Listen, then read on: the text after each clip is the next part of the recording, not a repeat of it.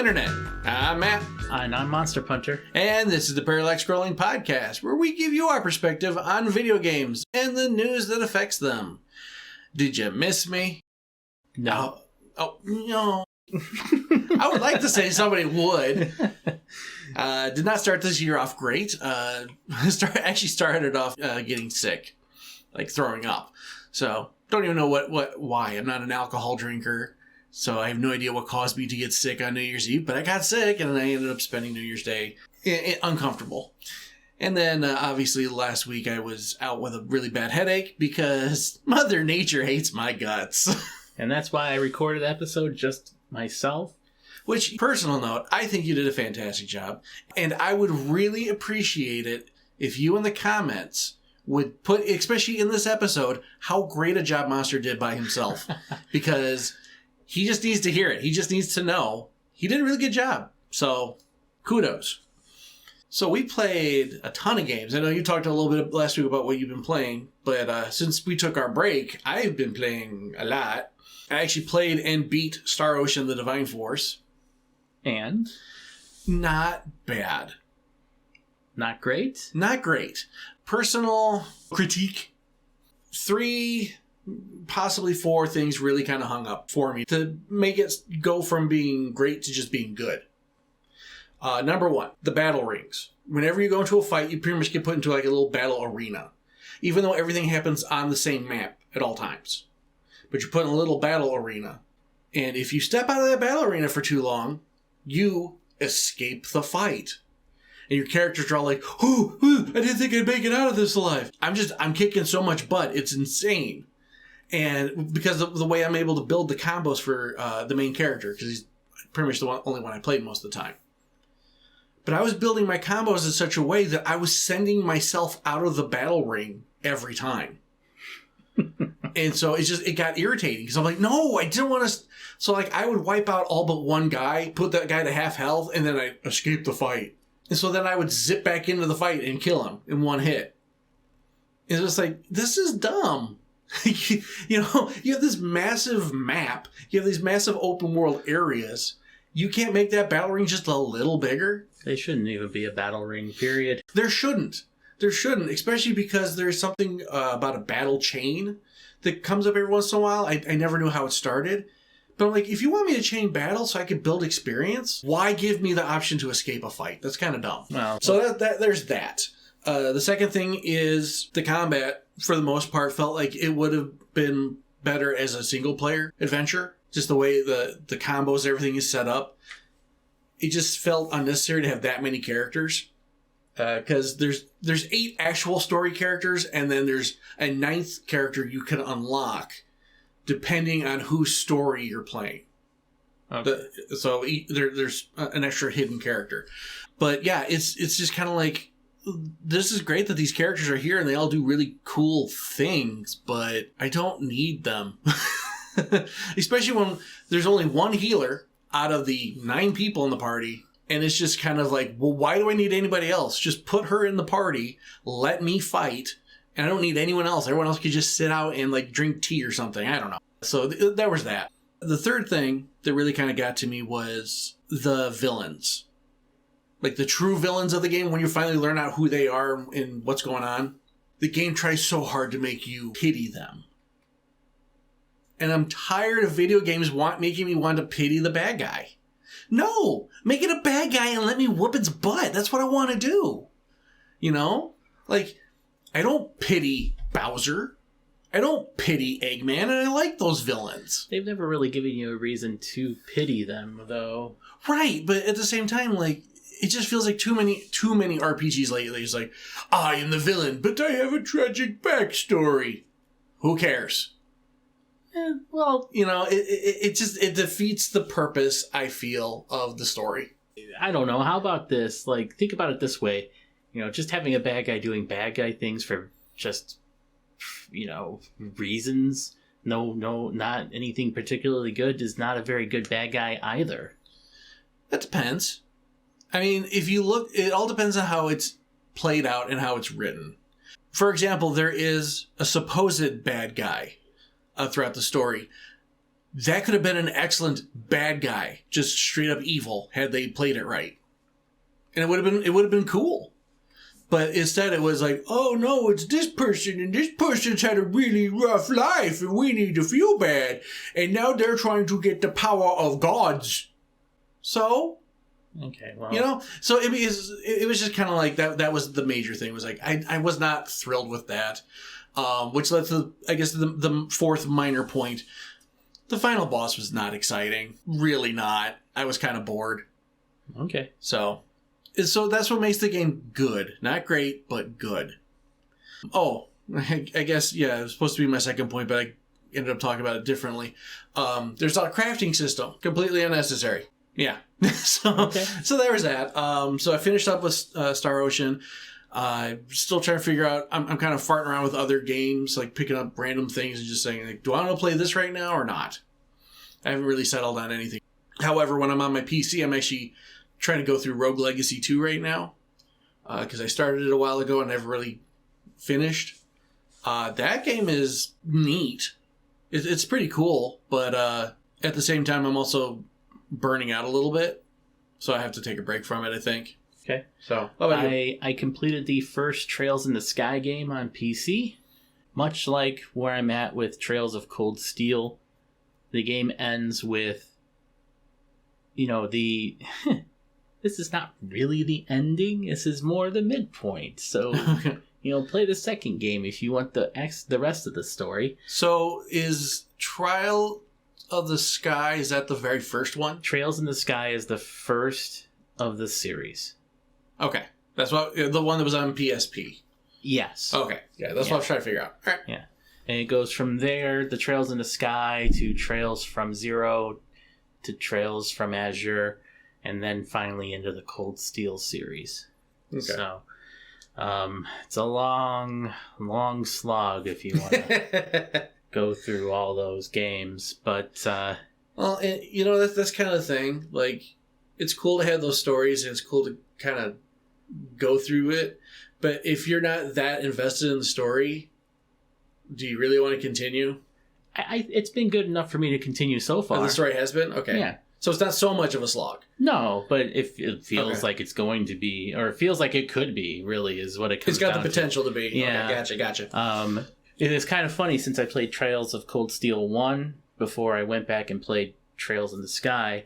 One of the main characters you get in Trails of the Sky is in Trails of Cold Steel, but he's a playable character in Sky. And I know who he is, but they keep, in Trails of the Sky is like keeping him like, this guy is... He's a mystery! Yeah. It's like, oh, I already know who you are. It's okay, Meta Knight. I saw under your mask. It's good. And, but it's kind of interesting. It's pretty interesting when you find out, like, if you play the story in the order that it's supposed to be. Yeah.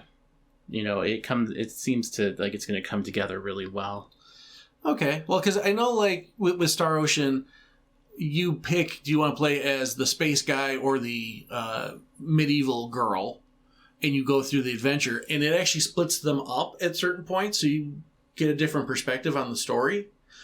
So I'm kind of tempted to go back and do that, but like you said, I don't want to slog through the game. Like, I feel like there's a point where I'm just going to be like, yeah, well, I already did everything. I already know all this bit. It doesn't feel the same. Well, my understanding is Trails in the Sky takes place in one nation. Trails from Zero takes place in a nation state, or one that wants to become a nation state, or a city state rather. And then Trails of Cold Steel takes place in another country, but it's all intertwined. There should just be a new series where it's Trails in the Park, and it's a trailer park saga. That would be real nice, I think. That might get someone somewhere. Help me. Well, speaking of help, I actually have a fun story that I want to start off with. Okay. And it's I don't know how it's playing out now, or how it's going to play out in the end. So if you have not been paying attention, it's perfectly acceptable, because there's not a whole lot of people know what's going on here. Back in November, YouTube released some news on how they were changing the guidelines for monetization that was going to primarily affect the gaming channels starting the beginning of this year. And the biggest thing was it covered two major factors: profanity and violence. And the way they had set it up was you can't use profanity within the first 7 seconds of a video, and you cannot use profanity gratuitously throughout the video. So like if you're using the same swear words all the time, then your video will not make money. Also, violence. The terms on violence and how it affects like Modern Warfare 2 players, and like if you watch the characters being killed or shot or whatever, your video is gonna get demonetized and make no money. So this new guideline is actually a big threat for content creators like myself. Like I know a lot of the games, if I look back at it, even if I was getting monetized, there's no way I would get monetized now for those videos. And the thing is, when the guidelines come in, they go back and look at old videos at the same time. That was the issue. So for everyone who's already built a community with these type of games, all of a sudden their revenue's gone. And so that was a really big issue. However, just recently, within the past couple of days, it looks like YouTube is kind of backtracking a little bit. They're going to be reworking this. We don't know what's going to happen, but they've at least said they've listened to the community feedback, and they're going to work on the policy and make it a little more lenient, I think. It's kind of the big thing. So we'll see how this plays out, though. But I want to talk about it because even though it's YouTube, it is YouTube gaming that's affected. And since I am a YouTube gaming content creator, it hits close to home. So like if I was to ever hit this, hit the milestones to start getting revenue, and then all of a sudden now I can't because like the Hollow Knight killed a bug, and now I can't make a video on or make money off that video. So remind me, in order to make a Google account, you have to be 13, right? Yep. So why is this even a problem? Advertisers. I understand it's the advertisers, but the advertisers need to understand that, listen, you have to be 13 to even make a Google account. So having some swear words in there, that's going to be expected. Yeah, but, Coca-Cola is honestly, Coca-Cola is probably one of the biggest offenders when it comes to monetization being strict. When the apocalypse, I'm trying to think the words there, when the apocalypse started back in 2018, they were kind of like spearheading that almost. They're a major player, so I still think it's kind of silly given it absolutely context of everything. It absolutely is, especially when you look at what YouTube was in its glory days, back like before 2014. Like from 2005 to 2014, that's when things went crazy. You could put whatever you wanted on YouTube. And as dangerous as that is, people were able to express themselves more freely, more openly. And you got some really amazing content. Now, people have to jump through so many hurdles and dodge so many flaming rings just to make a video that's going to maybe, hopefully, make a couple bucks. Well, and so to all future YouTube endeavorers, if that's a word, here's a bit of advice. Diversify, not just in what your content is, but diversify where you're going to put your content, and diversify where you're planning to get your money from. Do not expect YouTube to give you a dime. If they can't, they won't. If they can avoid it, they will. That's what I'm saying.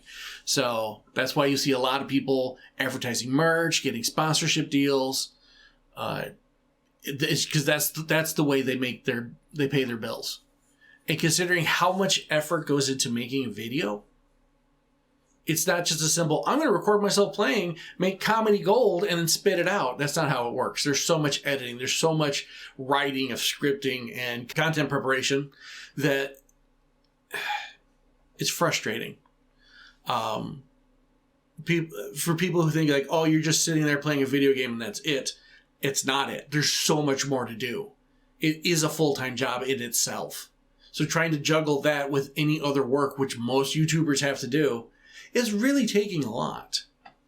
And so that's why this article and this story matters so much to me, is because this affects so many people. But that's the bad side of Google. You got something on the good side of Google, don't you? Yeah. So Google's going to be shutting down Stadia here next day or so. Yeah. One of the things they are doing, not only have they given everybody back their money for the hardware they purchased, not only have they refunded everybody for the software that they've purchased, which is really awesome, and they did not have to do that whatsoever. They are also allowing use of their controllers. So even though you got refunded for your controller, you never even had to send it in. And now you're going to be able to use it via Bluetooth with whatever is compatible via Bluetooth, like a PC game, for instance. I wonder if those Stadia controllers will work on PS5, Xbox, Nintendo. Maybe. It'd be interesting if they do, because, like you were telling me earlier, people really enjoyed that controller. There are some people out there that really like the Stadia controller. So I think that, if you enjoy it and you want to play it, then go for it. I think it's great that they're allowing people to do it. Absolutely. No, I think it's a really smart thing for Google to have done. It just, it's a shame the Stadia didn't work out. More because, not so much because, like, oh no, Google's not going to make a ton of more money. It's more like, oh no, another competitor is out of the market. Well, I don't know if they really competed with Microsoft and Sony and Nintendo. No, but they could have easily computed. They easily could have computed because they're digital. No, they easily could have competed with the Steam Deck, I think. Well, they're because fundamentally... Steam Deck is still like picking up speed. Steam. Yeah. I said speed, you said Steam, but it works. Wow. Mine was pun intended. Yeah. I think at the end of the day, they weren't really competing with the Steam Deck. They were a streaming service that had their own hardware to go with it. So you had to have Google's hardware. Granted, you could use like any web browser, but you still had to have like a PC. Yeah. Or their Chromecast. What you had to do to get it going was not the same as a Steam Deck. Well, I mean, like, but at the same time, with Steam coming out with their own system, at that point they are kind of competing with each other for game streaming console. Yeah. That's kind of what I meant.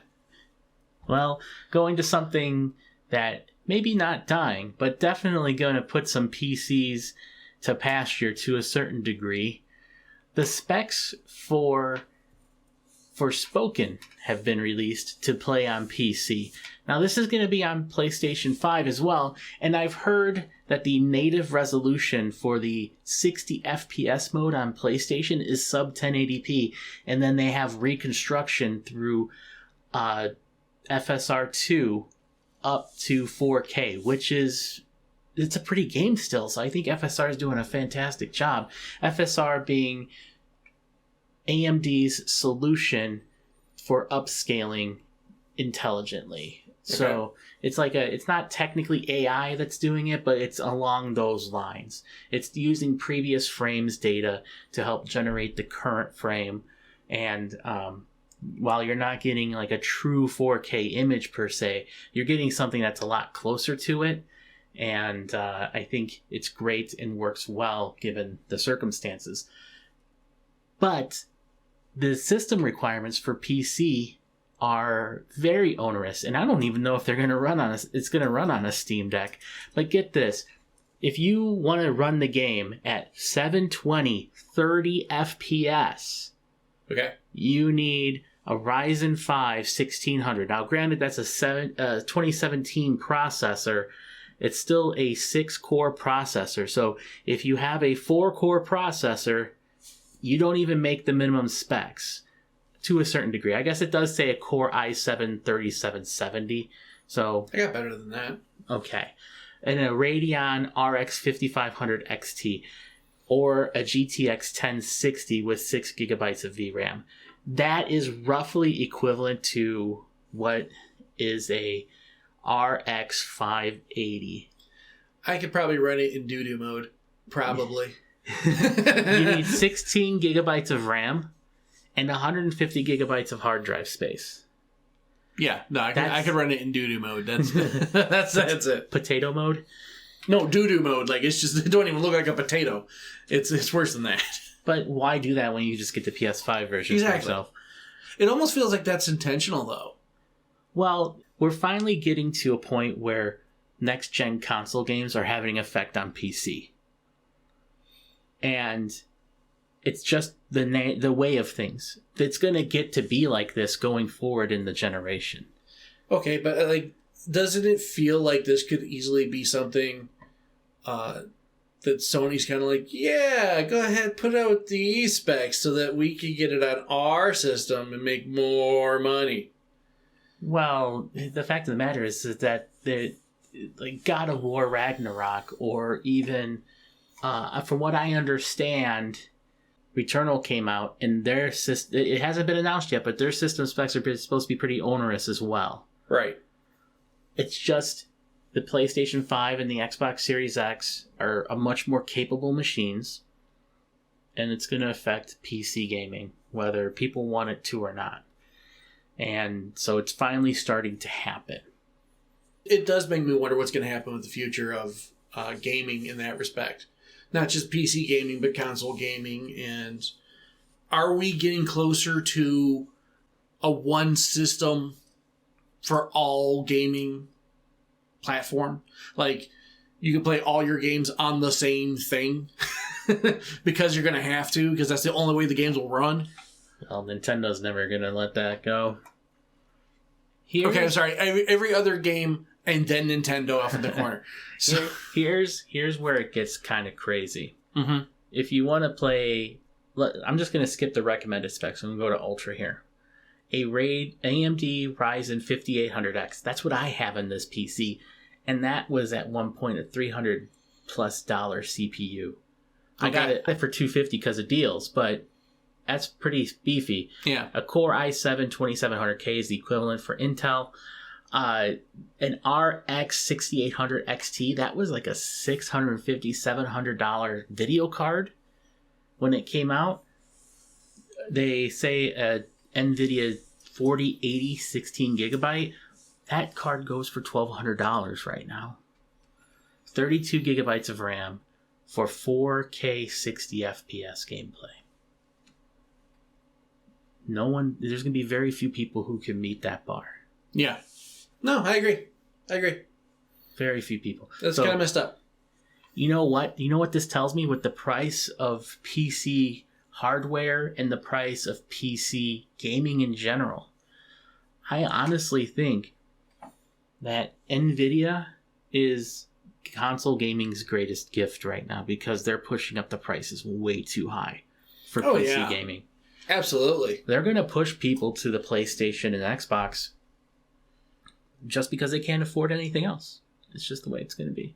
And then people can't afford NVIDIA stuff anymore, so NVIDIA's shooting themselves in the foot along with everyone else at the same time. Mm-hmm. Good job, guys. So that's just a couple, like, just really weird things going on. Yeah. And you know what else is really weird? What's that? It just kind of broke recently. The leaked Suicide Squad game image. For anyone who hasn't seen it, I saw a glimpse of it on Twitter. Basically, somebody put on I think it's 4chan. They put a leaked game screenshot, and what they discovered is that Suicide Squad, which is a 1 to 4 player online game, where it's like you and I think it may be you and up to 4 people. I could be wrong, but it's a multiplayer co-op game. It has a battle pass. It has a leveling up system, but it also has a battle pass, which is being confirmed that, yes, it does have a battle pass. It's only supposed to be for cosmetics and skins. But there's also an XP system that was revealed. And that's where I get worried now, because if there's a battle pass and an XP system, there's a chance people are going to want to buy XP. And so you're going to try to play this game and go into lobbies online, and you're going to be like, I'm a level 2 Harley Quinn. And the person next to you is like, yeah, I'm a level 100 Deadshot. Don't get in my way. Well, that's just going to kill the fun of that game. There's been other cooperative games that have done the battle pass. What's that Monster Hunter one that I can't remember off the top of my head? Monster Hunter? There's one that's I'm messing with you. I can't remember either. There is a Monster Hunter style free to play game that is co-op, really only, and it's like has battle passes in it. So what's the difference, really? I mean, we're already there. Is basically what I'm saying. Years ago. Right, but I'm just saying, but that doesn't make it okay. I'm not suggesting it does. Right, but I'm just saying, like, just because somebody else did it doesn't mean it's okay for these guys to do it too. Just remember, we did an article a couple weeks ago about people mad that they took out microtransactions or loot boxes, and now you can directly buy stuff, and people are mad about loot boxes being removed. So it's ingrained in gaming now. It's so this whole up. Microtransaction BS. And I never played it, but there's actually a loot box simulator game. And literally it's like a little clicker game, like, oh, click the trash can and you get points, and then you use the points to buy loot boxes. But then you like can decorate the loot boxes. It's all free to play, and it's just stupid. It's a parody. Yes, it's a complete parody, but I feel like not enough people have played that game to get the idea that this was all stupid. It's like Progress Quest back in the day. Dude, Progress Quest was awesome. But yes, yeah, exactly. But yeah, so I don't know, man. What's going to happen with games in the future? Did you hear about the NFT game that's coming out? I can't. Is that Ubisoft? No, it's I forget who the company is, but there's a game called like something Dookie. And what it is the NFT monkeys are having a party, and one of the NFT monkeys ate a key. And now his key, he accidentally blows up the toilet, let's say, and opens a dimensional rift, and everyone has to try and get the key back. So you play as your NFT characters in this game. It's like a sewer runner, and you try to go through and collect power-ups to get to the end to get the key. And the key is apparently supposed to be used to help you get money. Actual money. It's never going to work. It's stupid, but it's terrifying because that now exists. And so who's to say that like the AAA publishers aren't looking at that going, hey, that's not a bad idea. We'll see if it crashes and burns. I hope so. I hope so too. I hope so too. I really hope so. I hope it all crashes and burns. There's also a Microsoft presentation that's going to be this month. We will be covering that.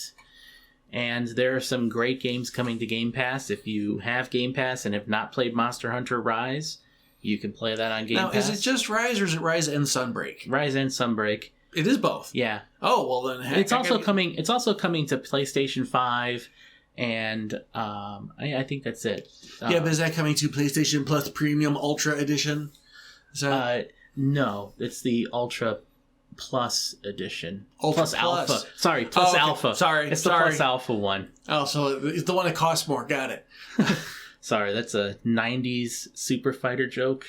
Street Fighter joke. We're tired. Can you tell? We are. It's been a long day.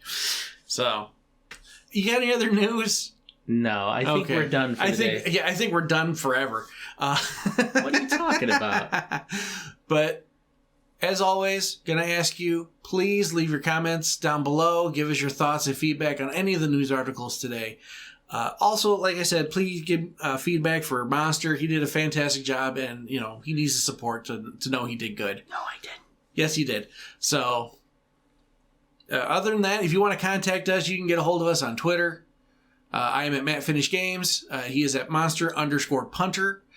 You could probably try and find us somewhere else on the internet, but we're not there yet, so don't try. And but yeah, we're going to get out of here. So beyond all that, thank you so very much for listening. We do appreciate you guys. Have yourselves a fantastic day, and we'll see you in the next one. Take care. Later.